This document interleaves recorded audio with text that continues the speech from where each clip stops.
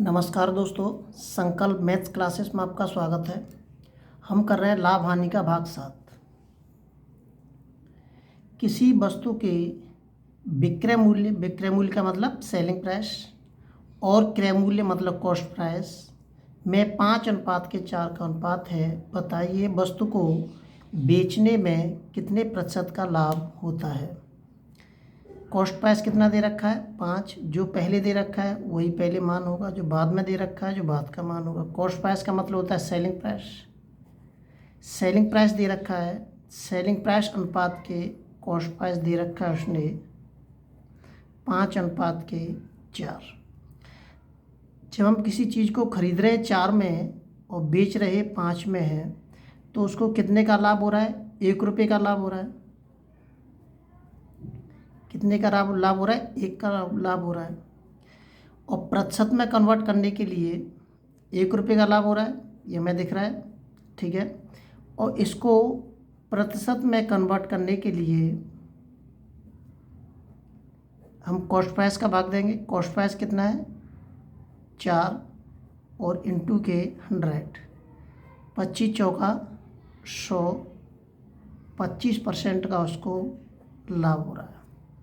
हमेशा cost price से ही लाभ हानि का पता करते हैं हम। लाभ हानि हमेशा नीचे आती है। ये मैं कई सारी वीडियो में बता चुका हूँ। सवाल को रटना नहीं है, समझना है हमें। सवाल हमसे कुछ कहता है, कुछ बोलता है, उसको समझिए कि हमसे क्या कह रहा है। अपने ज्ञान को स्थायी रखिए, न कि अस्थायी। याद मत करिए, सवाल को समझिए। अगला सवाल देखते हैं।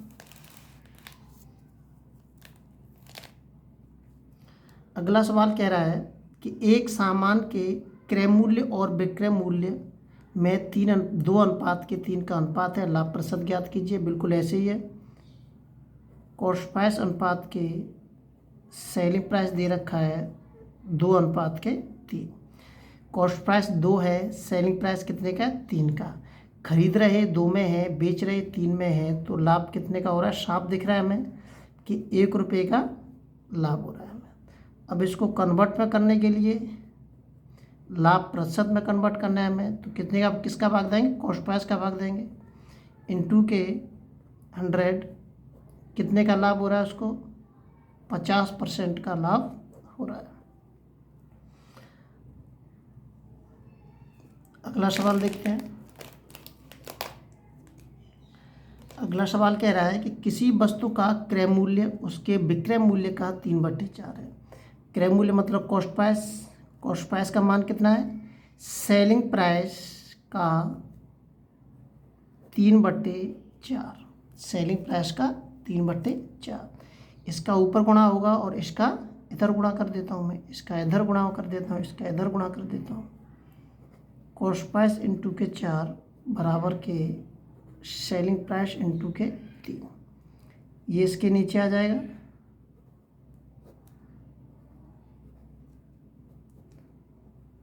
तीन बट्टे 4।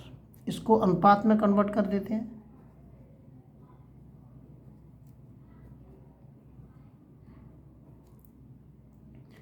कितने की चीज़ की खरीद रहा है वो, 3 की। बेच कितने की रहा है, 4 की। तो कितने का लाभ हो रहा है उसको, 1 का लाभ हो रहा है। इसको प्रतिशत में कन्वर्ट कर देते हैं। कितने का भाग देंगे, कॉस्ट प्राइस का भाग देंगे इंटू के 100। 3 का इसमें भाग देंगे तो कितना आ जाएगा, 33 सही 1/3% का उसको लाभ हो रहा है। देखिए ये मैंने कोई अलग से नहीं लिखा है, ये सवाल बोल रहा है वही लिखा है मैंने कि क्रय मूल्य विक्रय मूल्य का 3/4 है। क्रय मूल्य बराबर के विक्रय मूल्य का मतलब गुणा 3/4 है। अब कैलकुलेशन करिए। ये तो मैंने केवल कैलकुलेशन करी है, ये तो मैंने कुछ किया ही नहीं है, ये तो केवल कैलकुलेशन है। ये वही किया है जो प्रश्न कह रहा है। अगला सवाल देखते हैं।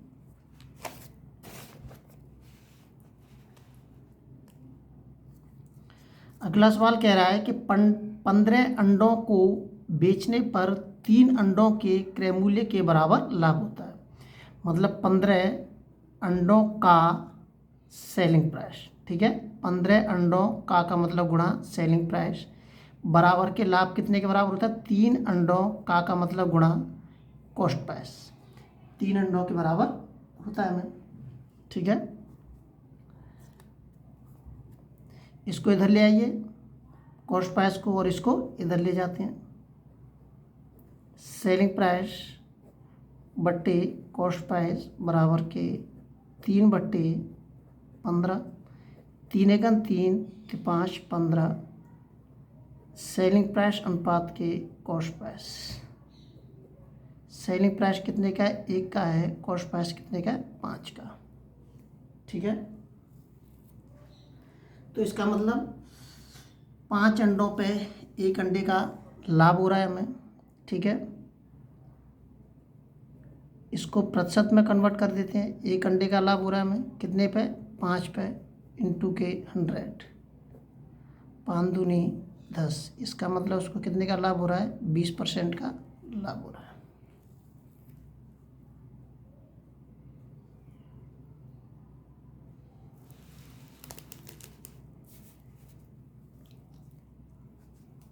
एक व्यक्ति ने 2 घड़ियां 1500 रुपये में खरीद कर एक को 12% के लाभ पर तथा दूसरी को 18% के लाभ पर बेचा, जिससे कि उसे कुल 15% का लाभ हुआ। एक ए घड़ी है और दूसरी बी घड़ी है। एक पर उसको 12% का लाभ हो रहा है, दूसरी पर 18% का लाभ हो रहा है। इन दोनों को लाभों को मिला के कितने का लाभ हो रहा है? 15% का। ठीक है, 18 में से 15 घटा दीजिए, 3 बचेगा। 15 में से 12 घटा दीजिए, 3 बचेगा। 3 से 3 कट जाएगा, 1:1। ठीक है, अब पूछ रहा है वो कि घड़ियों का अलग अलग क्रय मूल्य। अब दोनों कितने खरीदी थी उसने? 1500 रुपये में खरीदी थी। तो इससे हम कॉस्ट प्राइस निकाल सकते हैं। कॉस्ट प्राइस निकाल लीजिए।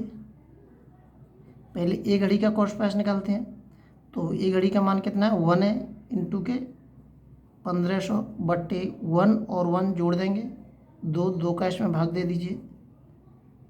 2 सत्ते 14 है, 1 बचा, 2 पंजे 10। अब वो तो वैसे ही दिख रहा है कि 50-50% है, 1 बराबर है, तो इसका आधा आधा कर दीजिए, वैसे भी आ जाएगा। ए घड़ी का कॉस्ट प्राइस 50 है, तो बी घड़ी का भी कॉस्ट प्राइस कितना होगा? 785 होगा।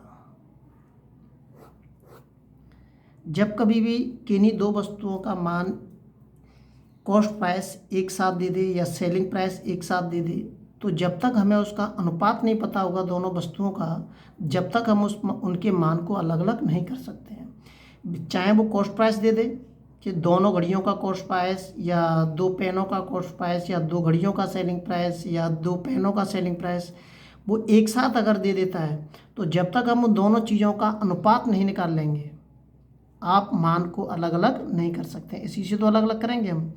अब ये एक 750 आ गया, तो दूसरा भी 750 को 1500 से घटा दीजिए, 750 ही बचेगा।